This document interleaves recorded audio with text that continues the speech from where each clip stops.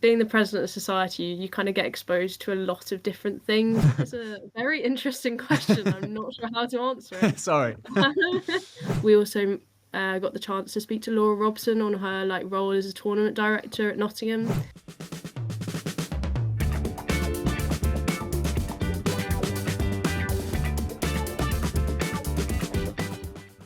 Hey everyone, and welcome to episode 7 of Tennis Uncovered. Again, so excited you're joining me for yet another episode, and this time we've got Sophie Kitson joining us. Now, Sophie is the BUCS coordinator for tennis, so that's the head of British University Tennis, and she organises all the events that goes on, so an incredible feat to get where she is at such a young age too. But yeah, we have such great chat and really interesting insights into the British University tennis system. So yeah, if you're all set, let's get into the chat with Sophie. So Sophie Kitson, you're joining the Tennis Uncovered podcast. Thank you so much. How are you doing? Thanks for having me. Yeah, I'm good, thanks. How are you? Yeah, I'm doing well. It's, we haven't actually met yet. We were just talking off air a little bit about that. So it's nice to actually meet, even though it's an online call. But yeah, how are things sort of in your current work? And I guess if you could just explain a little bit about your journey heading towards where you are now in your role as a BUCS coordinator for tennis. Yeah, so obviously it's busy season in the BUCS world at the moment. February, March are very busy in the events world. But yeah, I guess starting from the beginning of how I started in tennis. So I grew up in Horsham, West Sussex. Well, still there now. But playing tennis in the garden from the age of 3, and then joining my first tennis club when I was about 4 years old. I guess I kind of fell in love with the sport. My family play it and stuff. And then started playing competitions, getting more involved in the tennis Sussex setup when I was younger. Had some pretty incredible experiences, like doing a tennis display on centre court before the ladies' final at Eastbourne. And then obviously going for university, did a lot of tennis, and have ended up in BUCS. Yeah, really cool. Yeah. It's nice that we've sort of, our journeys both started back in tennis Sussex rather. So I'm sure we'll share probably a few of the same memories of growing up back there. But tell me about this stadium appearance in Eastbourne. Tell me more about that. That sounds cool. Yeah, I mean, I was probably only about 8 years old. It was something Tennis Sussex used to do where we'd get all the mini tennis players, red, orange, green level. And we did sort of a tennis display before the ladies' final, just hitting lots of tennis balls to loud music, and they'd sort of explain what was going on. Yeah. Odd experience, but a pretty cool thing to be part of. When you say tennis display, is that just sort of small little fun games on court, or is it an actual exhibition sort of thing? As far as I remember it, I think it was lots of little small games, because obviously having red level kids playing, you just want to get them playing, hitting balls, and showing people what tennis is like, I guess. Yeah.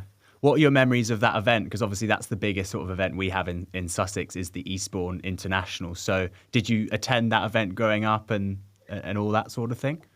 Yeah, I mean, from then, me and my mum pretty much went every year to the Eastbourne tennis, because obviously it's such a great event. You get so close to the players and you can just wander around. Yeah. Obviously it's a bit different to going to somewhere like Wimbledon, because you can get a lot closer to players. I mean, I've got many of those big tennis balls from growing up, with all the signatures of pretty much anyone you can imagine. Best one? But that's how you get kids into it. Best signature you've ever got? Oh, I mean, from growing up, probably Laura Robson, Jamie Murray, those kind of people. Sticking to the Brits, I think they're high on our priority list growing up as youngsters, and aren't they? Elena Baltacha as well. Of course, yeah. I'm sure that's a really special one now. Yeah. And I suppose in your time in Sussex, did you ever have the chance to mingle with sort of the top tennis players? Did that ever, opportunity come to you, or was it always sort of looking at them as sort of the stars on the court? If that makes sense. I think as part of the Eastbourne one, we did play with a pro tennis player, but I cannot remember who it was off the top of my head. This is a few years ago now. Yeah. It's a while. I'm testing your memory here. Yeah. Ironically, I did grow up playing with Sonne, who obviously you've interviewed. Yeah, of course. Yeah. So yeah, it's interesting to see how, I guess, different paths can go in the tennis world.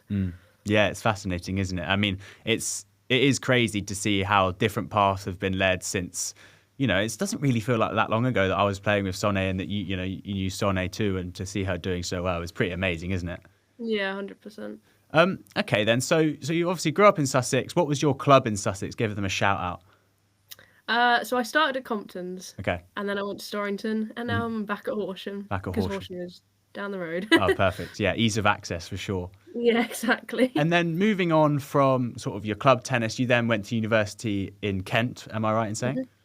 Yeah. How was that experience? What led you to university tennis in Kent? So, I started at Kent in 2019. It started with physics and astrophysics. Incredible. Changed my mind after a year because that was a terrible decision to forensic science. So obviously I didn't study anything to do with the sport whatsoever, but thought getting a science degree was probably quite a good route to go down because you can always do something with a science degree. But yeah, I obviously being from a tennis background looked to play tennis when I went to university. On the open days, they used to have 3 indoor courts, 2 outdoor courts, and quite a good setup. Unfortunately, when I got there, they knocked the courts down in my first year, and I got to watch them be rebuilt from my university bedroom window. So it was a frustrating start to the tennis university stuff for me. Just going and playing at a school down the road was our only option. And then obviously COVID happened. So everything stopped. And going back in 2020, changing degrees with all the COVID restrictions, we didn't get to play a lot of tennis. I was women's captain, I think, that year for us, but there was no BUCS. So it was an interesting start to tennis. Yeah. But yeah, I guess then moving on, having been women's captain, I eventually in my second year, so my third year at the university, took on the role of president, and then did that for 2 years, which is a cool thing to do. That's really cool. I mean, yeah, it's we've actually spoken. Obviously, I'm still within the university atmosphere just now, in British university tennis system. But a lot of people say how helpful it is to have those sorts of roles, starting out, and it really helps you in your career actually, which is, I guess, what you're seeing now. How did that presidential role help you now, do you think? Yeah, 100%. I mean, I kind of had the added bonus with COVID happening and us getting new tennis courts. We could start from scratch. So we had 4 brand new indoor tennis courts, which meant we could start from scratch, kind of build an entire tennis program and make it look how we wanted it to look, rather than it being some like historical thing that's always been the way it is. I thought you were going to say you'd never get to see the new court, so I'm glad that you actually did. No, we got the new courts, and they're still doing very well. But yeah, we were lucky in that sense that we could start from scratch, and put our stamp on it and kind of make it how we would have wanted it when we started at university, which is obviously not what we did get when we got to university. But yeah, at any of the sort of committee roles at uni can, make a huge difference in what you go on to do. I mean, when going to university, didn't think I'd end up like in a career in tennis, I guess. But here we are. There we go. Yeah. What do you think it was that sparked your interest in actually thinking, oh, this could be the career for me? Yeah, I guess being the president of society, you kind of get exposed to a lot of different things. You work with students, staff, like Kent LTA, we were very involved with. So it kind of gives you a different perspective on just, rather than just being like a player or a coach or anything like that. You kind of see the other side. I kind of got a taste for the world and kind of got stuck in with it, basically. That's definitely a key learning point that I've got out of speaking with various people, is that obviously we hear it all the time, but the more you put into those roles, the more you're going to get out. I think people that sort of breeze through it potentially aren't making, the most of it. It sounds like you really got stuck in. What are probably the key learnings you took from that year as president of the Tennis Society? Do you have anything that sticks out to you?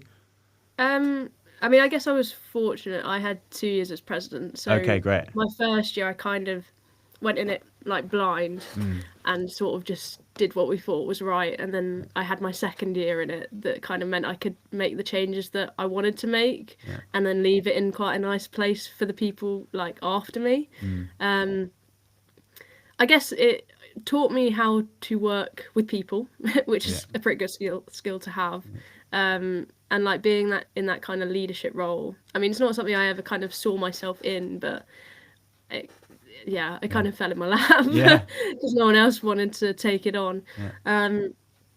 Yeah, I guess working with people, working with lots of like a huge range of people, and also like working with different ages. Because I mean, I kind of got involved with like the Kent Sport, like the community program as well. So obviously, you're working with kids, you're working with adults, you're working with students, you're working with like Kent staff. Yeah, I don't know if there's necessarily a defining thing that I took out of it, but lots of different skills that you don't really think about developing. You do in a role like that. Yeah, I guess that sounds like that's the beauty of it. In its essence, is you've got so many different aspects that you're learning and then developing your skills. So yeah, that's really interesting. You mentioned like the word leadership there. What do you think? You're obviously you're leading people now. I often see on your LinkedIn post that you get volunteers to help you at various tournaments and things like that. Yeah. What do you think makes you a good leader? Or what in general you think is important in your leadership role now? I guess I'm not the loudest of people, but being like more of a quieter person, more getting to know people is, I guess, how I like to lead. Yeah, I'm more of a personable, get to know the person, see what you can use them for kind of thing. It's nice having all the volunteers because a lot of the time, obviously, they're quite keen in the tennis. Yeah. I mean, some of them are total beginners and have like no previous experience of tennis. So, yeah, getting the things out of them that they want to achieve as well by even just helping out at an event, it's always good. Yeah. Is there anything that you sort of, or any sort of, I should say, anyone you look up to in terms of leadership in tennis that you think actually that's someone that I really aspire to be like? Is there anyone that maybe has a similar personality to you? Like you say, you're not maybe the most outgoing person, but you still have to lead people, right? So it's interesting. 100%. Yeah, I mean, so I've been lucky over this last year. I've been on the LTA Inspire program. Okay. So it's a leadership program for like women volunteers in tennis, which has been a really interesting thing to be part of. It's led by Sandy Proctor, the LTA president. So obviously you learn a lot from people like that. Yeah. I mean, we have like 4 main topics. So we do presentation, communication, leadership, and collaboration. Okay. And like we've had speakers like Katrina Adams, so like former USTA president, I believe she was. Yeah. Lisa Wainwright, who's the CEO of the Sport and Rec Alliance. Wow. We also got the chance to speak to Laura Robson on her like role as a tournament director at Nottingham. Cool. And also Stephen Daltrey, who's very in the world of like communication. Okay. So I guess from that, and like being learning from Sandy's a very interesting thing to do. She's quite different to me, but you learn a lot from people like her. Yeah, no, I mean, I know Sandy a little bit from my work at various tournaments, and she's great. Yeah. She loves getting out there and, getting the word out. She's maybe a bit different to you in that sense, but it's quite nice that you can look up to her still in that way. Yeah, definitely. Yeah. Yeah. That's really cool. And you talk about your sort of work in that program. Is there anything else that you've done, I guess, in the last few years that have helped you develop other skills? I mean, we've talked about this tennis society. Is there any other ways you're trying to upskill yourself? Does that make sense? Or yeah, I mean, I guess networking is a thing that I never used to understand. Yeah. But something I've tried to develop and kind of just get involved with stuff that I probably previously wouldn't have done. It's just like putting yourself out there, putting yourself out your comfort zone, and actually going and talking to people, because people are the people you learn from. Yeah, literally. It sounds ironic, but I guess also at university, as you already know, I did the student rep role on the like tennis sport advisory group. So that was an interesting thing to do, because obviously a lot of people don't necessarily know like the other side of BUCS, sort of how it actually works, and like the stuff goes on behind the scenes. So that definitely helped lead me on my path to being a member of the BUCS team. Yeah, okay. Let's move on to like BUCS, if that's all right, because it's an interesting topic, and one that I'm actually really interested in, because obviously I've been a part of it for the last 3 or so years now. So What do you think is so good about it? Because it is a great system, and I think there is a lot going for it, and I think there's a lot of potential in it too, which I'm sure you probably think too, given your role. So yeah, what do you think is so good about BUCS tennis?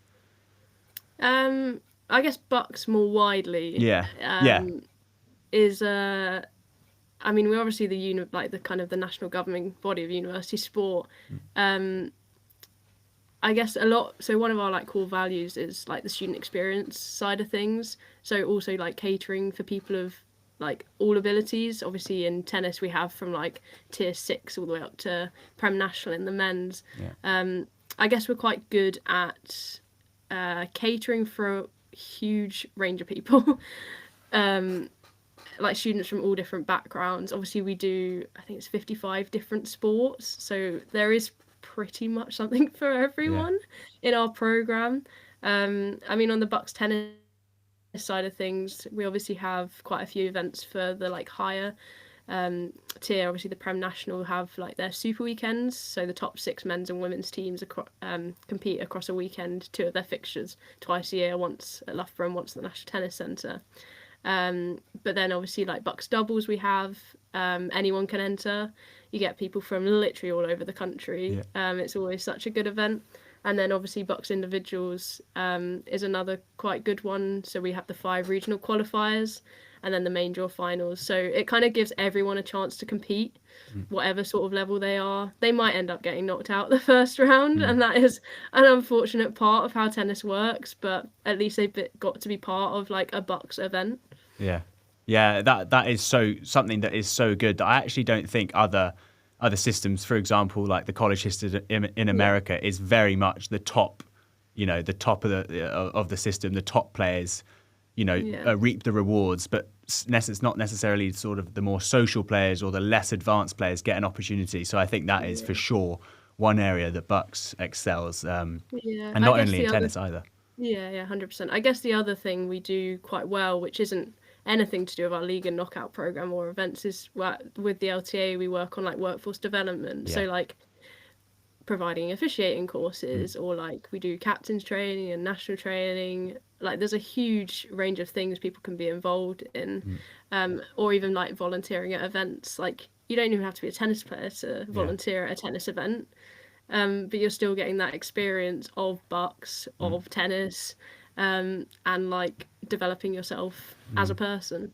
Obviously, I know Amy Kay, who I think you've taken over from. Is that right? Yes, yeah, that's correct. So how much did you work with her before you started the role in terms of handover, and what did you learn from her going into the role?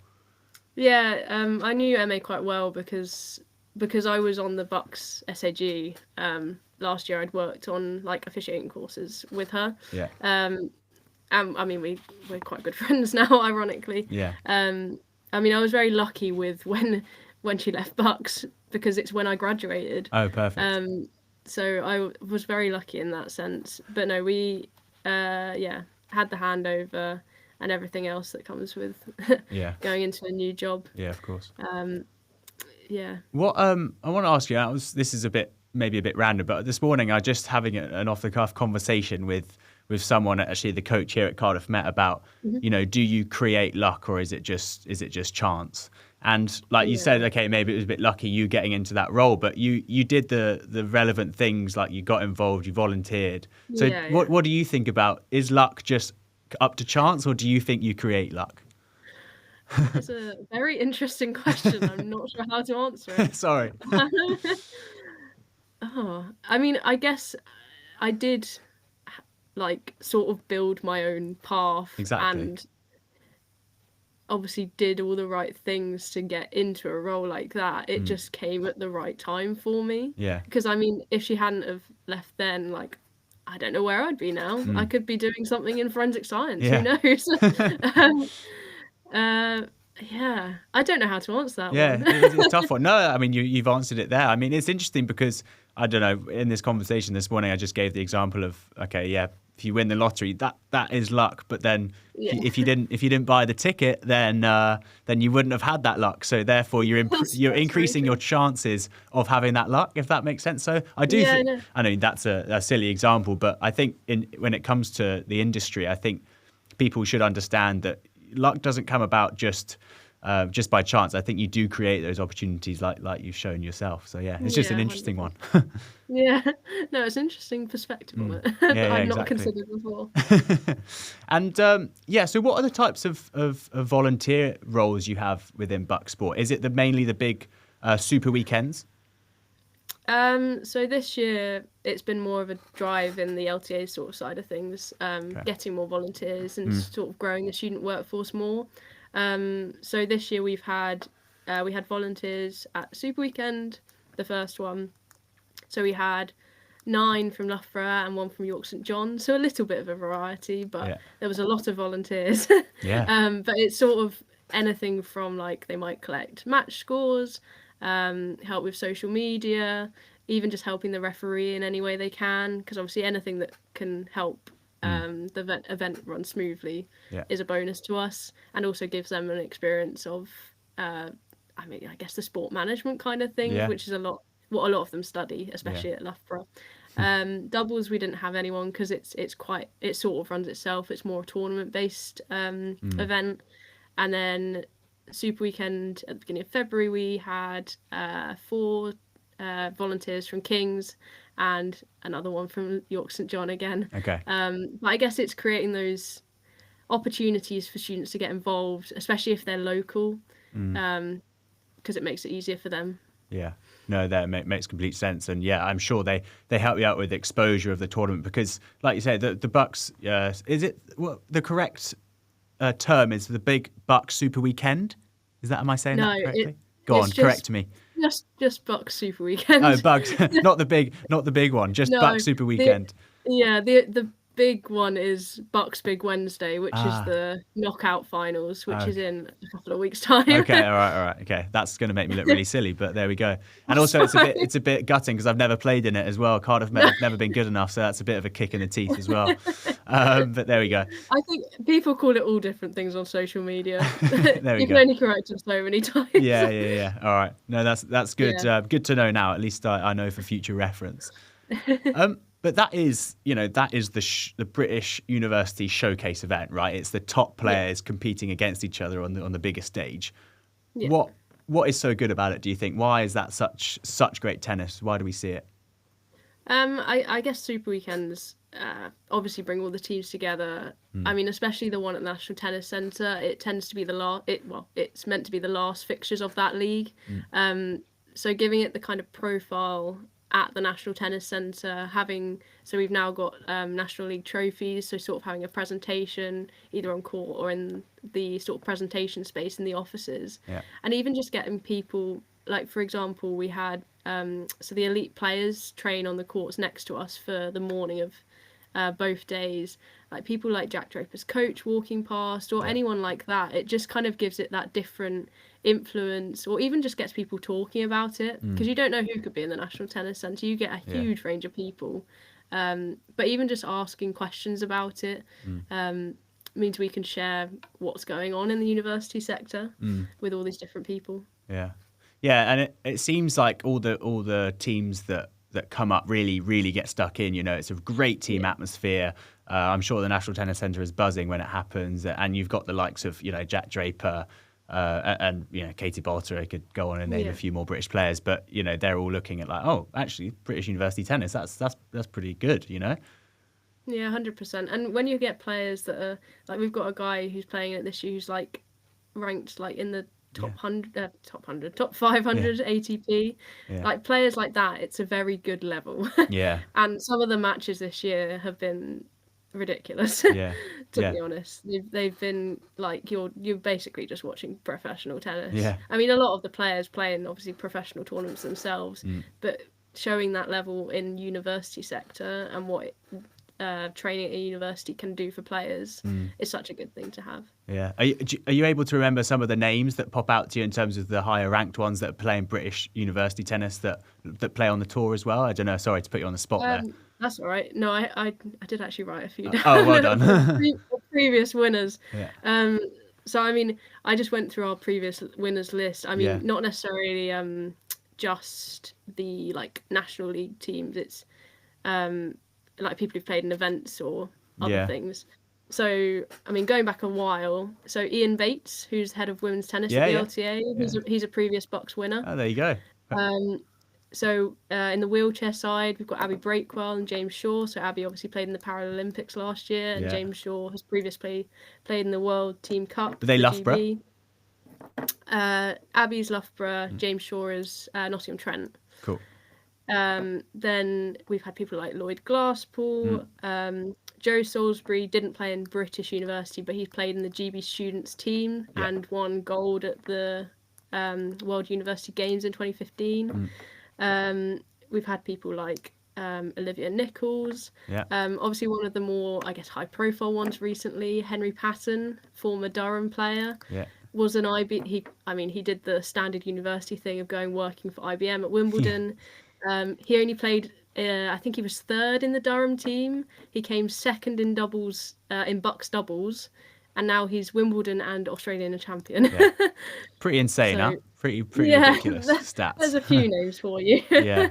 I mean, that is ridiculous. Like the amount of names coming out now that have gone on, and it's good to see that it's actually not only in one singles or doubles, it's both. So it shows the depth and the breadth, I guess, of British university tennis and how you can help these players progress. And they're coming out of university with not only the experience of playing good quality tennis, but also the degree as well, right? Yeah, 100%. Which, I mean, I guess in tennis is quite an important thing because you have no idea how long your career is going to be. Yeah. You might retire by the age of 25, like worst case scenario. Yeah. But you've always got a degree and something to fall back on if you need to. Yeah, it's amazing. No, it's really cool. So yeah, thanks for sharing a bit about BUCS and that. And I think it's a really exciting organisation because I often see, stuff popping up, whether it's more on the social media videography side of trying to expose more events, but then also lots of volunteers getting involved, and then of course the players too. So it's really cool. So yeah, good luck with the remaining years of your time at BUCS. I think it's an exciting time to be a part of it. Definitely. I talk about your next few years. If we just finish off with a bit more about you and where you're heading, what are your goals for the next year or so? That's a great question. I mean, this is my first like proper full-time job. Yeah. So I guess so I joined in September 23. So I've been there just over a year and a half, nearly a year and a half now. Yeah. It's kind of been exposing myself to a lot of different things, sort of learning the working world, having not been part of it before. Yeah. I mean, aspirationally wise, I don't know where I want to end up, Yeah. to be honest. I'm not big sure wide what world. necessarily do. Exactly. But I mean, I guess it's for me, like understanding the things I have a passion for, actually enjoy doing. Like I quite enjoy doing the event stuff, quite enjoy doing the workforce stuff. I don't necessarily have a specific place I want to end up. Yeah. But in tennis, ideally. Yeah. I'm the same. I don't think I could last too long out of tennis. I've tried it even last year and I didn't last long. So yeah, I'm with you on that one. And if you could give one bit of advice, I always like to get a bit of advice off people that come on because I've got them on for a reason because they're doing great things like in the industry. So I think it's quite nice is there anything that you'd like to share with, sort of uni students now or maybe older teens looking to get into tennis? Yeah, I mean, I guess for university students, like just join a university. Yeah. Just go and join a society, like whatever it is. I mean, it might be like music, for example. I mean, I was also come from a music background, but cool. You could end up in the music industry and do a degree in maths. I mean, maths and music go quite well together. Yeah. That's quite a good example, but you don't know where you're going to end up. And just committees teach you a lot about how to work with people, what works well, what doesn't.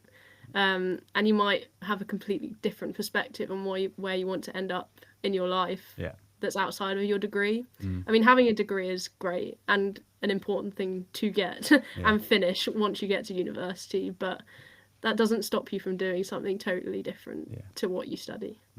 No, great piece of advice. I totally agree with that one. I think they're such good things to be a part of. So yeah, fab. Thanks so much. And before I forget, and I nearly forgot, I was about to sign off, but is there anyone you'd recommend to come on the podcast? I don't know if I preempted you with this one, but is there anyone that stands out? And you can message me this afterwards, so don't worry if you can't think of anyone, but I always like to ask. I mean, if you can, I'd get someone like Sandy on. She'd be a Yeah, fascinating person yeah, to talk to. yeah, that would be good. I mean, she's got such a wealth of experience, having been in Yeah, this yeah. role as well. So I think that's a great one. Yeah, thank There you. you go. There you go. Well, yeah, Sophie, thanks so much for No coming problem on. at all. Yeah, hope it was enjoyable, and yeah, see you soon. Well, first of all, just want to say a huge thank you to Sophie for coming on the podcast.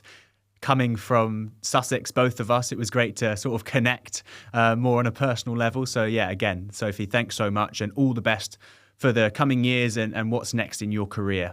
So great to hear more about the British university system too, because that's an area that I feel pretty connected to, having come from the States, obviously at college for a year and then back here to Britain. Yeah, great to learn a little bit more in depth about what's going on behind the scenes. And of course, that pinnacle event at the Super Weekend, they call it. So yeah, Sophie, all the best.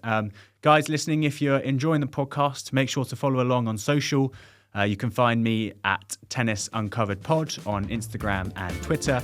But yeah, thanks for watching and see you next time.